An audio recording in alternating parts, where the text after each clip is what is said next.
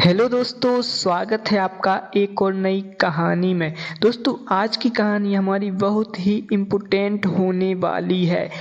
आप इस कहानी को पूरा सुनना, क्योंकि इस कहानी को सुनने के बाद आपका जीवन बदलने वाला है। आज की कहानी का टॉपिक है जीवन का आनंद। तो चलिए वीडियो को शुरू करते हैं। बहुत समय पहले की बात है, जब सिकंदर अपनी शक्ति के बल पर दुनिया भर में राज करने लगा था, तो उसे अपनी ताकत पर इतना गुमान होने लगा था कि अब वह अमर होना चाहता था। उसने पता लगाया कि कहीं ऐसा जल है जिसे पीने से व्यक्ति अमर हो सकता है। देश दुनिया में भटकने के बाद आखिरकार सिकंदर ने उस जगह को खोज लिया जहां पर उसे अमृत प्राप्त हो सकता था। वह एक पुरानी गुफा थी जहां पर कोई नहीं जाता था। देखने में वह बहुत डरावनी लग रही थी, लेकिन सिकंदर ने एक जोर की सांस ली और गुफा में प्रवेश कर गया। वहां पर उसने देखा कि गुफा के अंदर एक अमृत का झरना बह रहा है।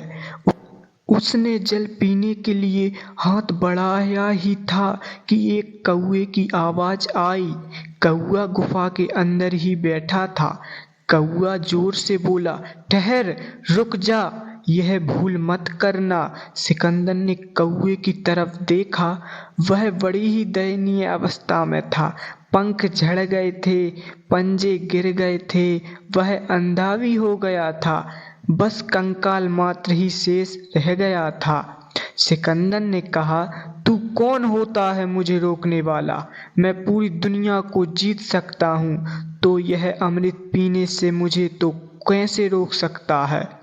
तब कौवे ने आंखों से आंसू टपकाते हुए बोला कि मैं भी अमृत की तलाश में इस गुफा में आया था। आज मैंने जल्दबाजी में अमृत पी लिया। अब मैं कभी मर नहीं सकता, पर अब मैं मरना चाहता हूँ लेकिन मर नहीं सकता।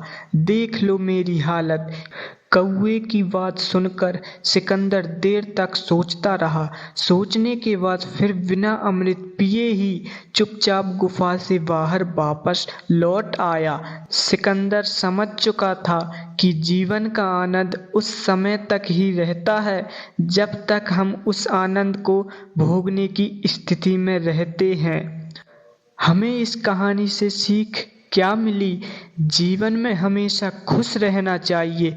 हमें कभी भी खुश रहने के लिए बड़ी सफलता या समय का इंतजार नहीं करना चाहिए, क्योंकि समय के साथ हम बूढ़े होते जाते हैं और फिर अपने जीवन का असली आनंद नहीं उठा पाते हैं।